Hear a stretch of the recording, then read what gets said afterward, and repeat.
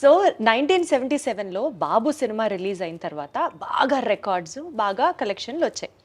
అదే టైంలో ఆ స్పాన్లో కె విశ్వనాథ్ గారి జీవనజ్యోతి సినిమా రిలీజ్ అయినప్పుడు మీ సినిమా కలెక్షన్లు కొద్దిగా తగ్గాయి అని చెప్పి మీరే ఒక ఇంటర్వ్యూలో చెప్పారు. అంటే కాస్త డిసప్పాయింట్ అయ్యారు మీరు ఆ టైంలో అని చెప్పారు.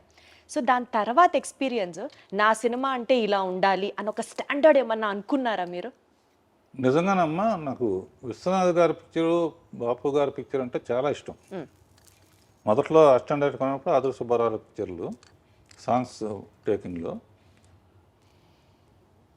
నా సినిమా బాగుంది 50 డేస్ వరకు బాగా ఆడుతుంది. ఈ లోపల జీవన్ జ్యోతి రిలీజ్ అయింది. నేను యాజ్ విశ్వనాథ్ గారి ఫ్యాన్ లాగా ఆ సినిమాకి వెళ్ళాను.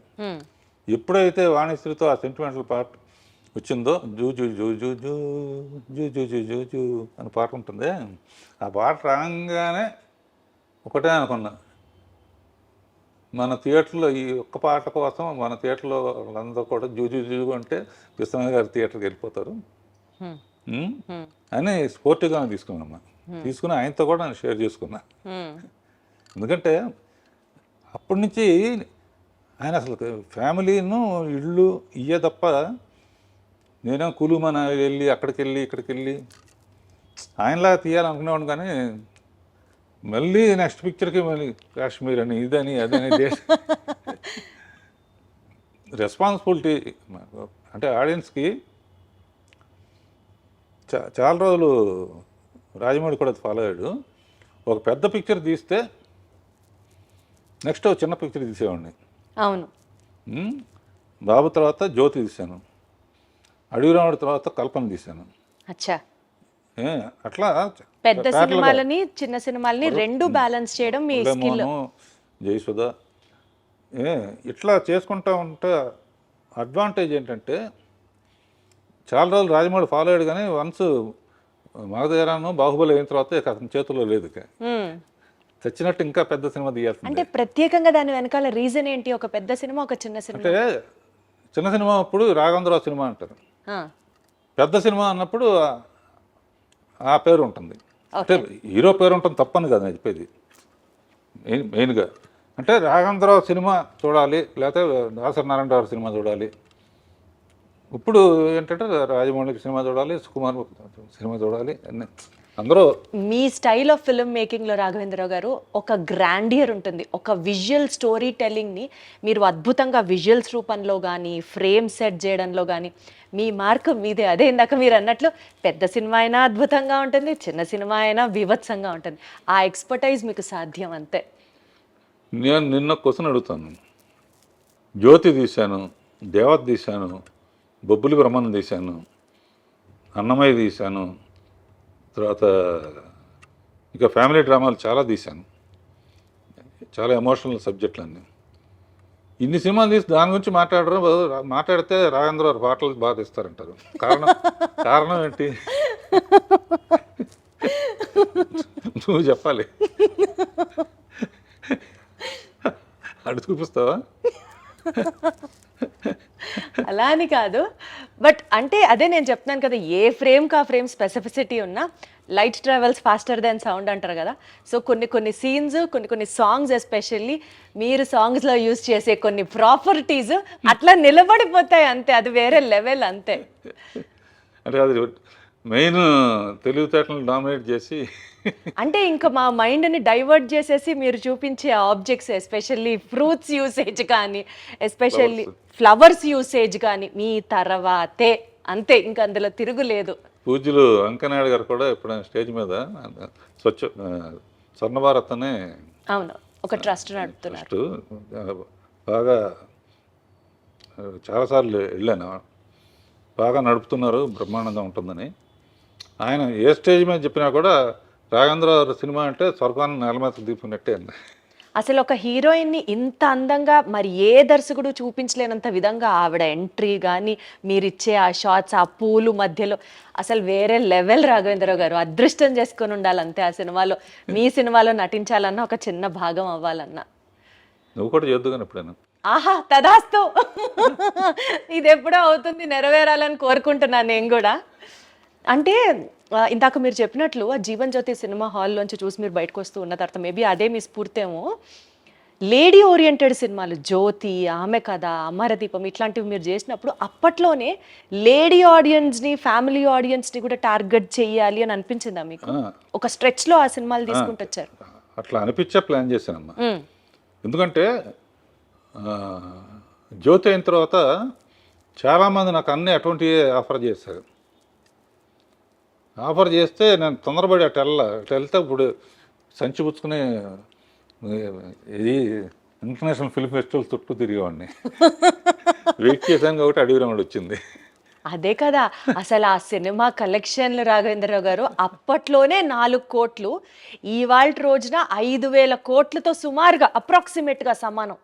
అవును, జనాభా లెక్క ప్రకారంగానే బాబోయ్, అసలు ఆ రోజులో 4 కోట్లు వసూలు చేసింది అడవి రాముడు ఫస్ట్లో.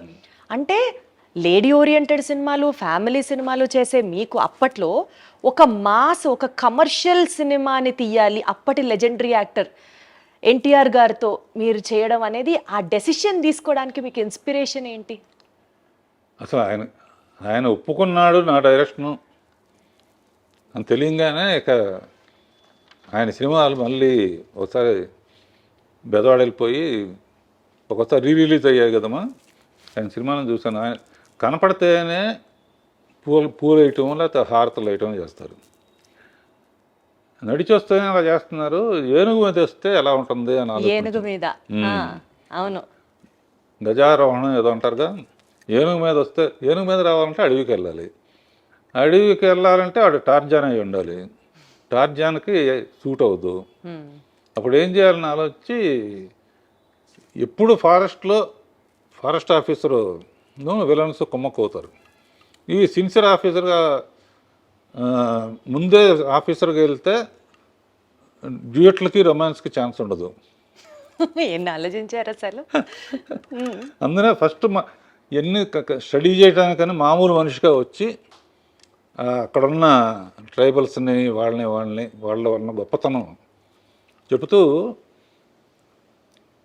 కొన్ని రోజులు అయిన తర్వాత నాకు భయం వేస్తున్నాను. అప్పటికి రామారావు కృష్ణుడి ఫోటోలు కానీ రాముడి ఫోటోలు కానీ ఇళ్లలో పెట్టుకునేవాళ్ళు. ఈ పిక్చర్ మనకు ఆడకపోతే ఇక మన కెరీర్ ఏమైపోతుందన్న టెన్షన్తో కృషి ఉంటే మనుషులు దృష్టిలో అవుతారనే పాట క్రియేట్ చేసి మీరేం తక్కువ వాళ్ళు కాదు అని చెప్పి గొప్ప గొప్ప అని చెప్పి ఏకలవ్యుడు, వాల్మీకి, రాముడిది నా కోరిక ఏంటంటే ఈ సినిమా ఆడితే సంతోషం, ఆడకపోతే మళ్ళీ ఆయన్ని చూసేది కాదు. సరే రాముడు ఎట్లా ఉంటాడో మనకు తెలియదు, ఆయనలాగానే ఉంటాడు. చాలామంది అంటారు నిజంగా రాముడు ప్రత్యక్షమైనా కూడా నువ్వు కాదులే అంటారు. అంత బ్రాండ్ ఉంది దానికి, కృష్ణుడు కానీ రాముడు కానీ. నా కోరిక ఏంటంటే లాస్ట్ షాట్ రాముడుగా చూడాలని మనసులో అనుకుని ఆ షాట్ లాస్ట్లో తీసి ఆ శబరి చేసే యాక్షన్ యాక్ట్ చేసి చూపించి కాళ్ళకి నమస్కారం. జన్మదినమైంది అనుకున్నాను. ఆయన కారు ఎత్తెత్తు ఫస్ట్ టైం అవుట్డోర్కి వచ్చారమ్మా ఆయన. అంతకుముందు అంతా గిండి ఊరి అటు వచ్చేవారు కాదు. It is green memory in my life brother అన్నారు. అట్లా నన్ను చాలా ప్రేమగా చూసుకున్నారు. తర్వాత ఆయనతో 12 సినిమాలు చేశాను. 12లో 9, 10 హిట్లే. అసలు హిట్ కాందేది సార్. తర్వాత చిరంజీవితో 14 తీశాను. 14 సినిమాలు చిరంజీవి గారితో. సో నా అదృష్టం ఏంటంటే 3 తరాలతో చేశానమ్మా. అవును సార్. రామారావు, బాలకృష్ణ, మళ్ళీ తారకరత్న, మళ్ళీ నాగేశ్వరరావు, నాగార్జున, సుమంత్, కృష్ణ, మహేష్ బాబు, సోమన్ బాబు కొడుకు రాలేదు కానీ తర్వాత శ్రీకాంత్ కొడుకుతో కూడా మళ్ళీ అసలు ఇంట్రడ్యూస్ చేసిందే మీరు. సూపర్ అసలు. అలా ఇది ఆల్ డెస్టినీ అమ్మా, నేను ప్లాన్ చేసింది కాదు. People are really blessed to work with you sir. నా అదృష్టం ఏంటంటే ఇంతవరకు ఏ హీరో కూడా నా డైరెక్షన్ అంటే ఆయన వద్దులేండి అనలా. ఎవరు సార్ అనేది ఆ మాట? ఎలా సార్ అంటారు ఆ మాట? నారాయణరావు నాది చాలా మంచి కాంబినేషన్ అమ్మా. మ్మ్. ఆ, నేను మాట్లాడను కాబట్టి నా తరపున ఆయన మాట్లాడేవాడు స్టేజ్ మీద. మ్మ్. ఆయన ఆయన పిక్చర్ ఒకటి ఆడితే నేను పోటీగా ఇంకో పిక్చర్, నాకు పోటీగా ఆయన ఇంకో పిక్చర్, ఇట్లా చాలా ఫ్రెండ్లీ వాతావరణంలో జరిగిందమ్మా. అప్పట్లో ఆ, ఈ ఇండస్ట్రీ ఎలా ఉండేది సార్? అంటే సినిమా మార్కెటింగ్ పరంగా కావచ్చు, టాప్ హీరోస్ని సినిమాలు చేయడానికి కన్విన్స్ చేసే విధానం కావచ్చు, మీ డైరెక్టర్స్ మధ్యలో ఉండే ఆ పోటీతత్వం కావచ్చు, అంటే ఎలా ప్లాన్ చేసేవారు మీరు అప్పటి ఆ స్ట్రెస్ని, కాంపిటీషన్ని హ్యాండిల్ చేయడానికి? ఇప్పుడు రామారావు కానీ లేకపోతే వీళ్ళకి కానీ వాళ్ళకి కానీ గంటలు గంటలు కథ చెప్పేవాళ్ళం కదమ్మా. చెప్పేవాళ్ళు కాదు. అంతకుముందు వాళ్ళు ఏం చేశారు, మనం ఈసారి కొత్త డిఫరెంట్ ఏంటి, ఓ 20 మినిట్స్ 30 మినిట్స్లో లైన్ ఓహో. ఓకే అయిపోయిందమ్మా. మ్మ్. లేకపోతే ఇంకోటి చూడండి అంటే అంతే. ఓకే. ఆ తర్వాత ప్రొడ్యూసర్స్ కూడా చాలా మంచి ప్రొడ్యూసర్సు. మ్మ్. నాకు ఎంతసేపు ఏంటంటే ప్రొడ్యూసరు 100% నష్టపోకూడదు, రెస్పాన్సిబిలిటీ. రెస్పాన్సిబిలిటీ. ఎందుకంటే వాళ్ళు వడ్డీలకు తెచ్చి అది చేసి 100% సక్సెస్ అవ్వాలి అనే స్పిరిట్తో ఉండేది. అందుకనే మ్యాక్సిమం అడిగిన 38 డేస్లో తీసామమ్మా. అంతేనా? 38 రోజుల సినిమా అయిపోయింది. జ్యోతి 28 రోజులు. అర్రే, ఏదైనా కూడా 40-45 రోజులమ్మా మాక్సిమం. ఆ తర్వాత ఈ జిప్పులు ఇవన్నీ వచ్చిన తర్వాత కొంచెం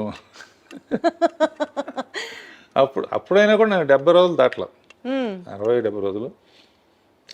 అలా ఒక పక్కన తెలుగు, ఒక పక్కన హిందీ. ఊరికి మనగాడు తెలుగులో కృష్ణతో పెద్ద సూపర్ హిట్ మా, అది చూసి జితేంద్ర మా హిందీలో తీద్దామని. అప్పుడు ఏంటంటే 16 ఏళ్ళ వయసు తెలుగులో హిట్ అయింది, హిందీలో శ్రీదేవి చేస్తే ఆడల.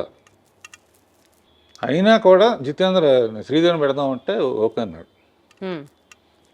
లేకపోతే అమ్మాయికి అట్లా మన సౌందర్య ఇంటర్వ్యూలో కూడా అమ్మాయి చెప్పింది అసలు. అండ్ చాలా అన్ఫార్చునేట్ విషయం ఏంటంటే లాస్ట్లో అమ్మాయి మామ్ అనే సినిమా తీసింది కదమ్మా, రీసెంట్గా రిలీజ్ అయింది. అవును. ఇక్కడ ఆడియో ఫంక్షన్ తెలుగులో కూడా చేయడానికి నన్ను చీఫ్ గెస్ట్గా పిలిచి ఆ అమ్మాయి కాంబినేషన్లో 24 సినిమాలు చేశాను. 25th ఫిలిం కూడా మనం చెయ్యాలని నాకు ఆడ నమస్కారం పెట్టింది. ఆ తర్వాత దేవలోకానికి వెళ్ళి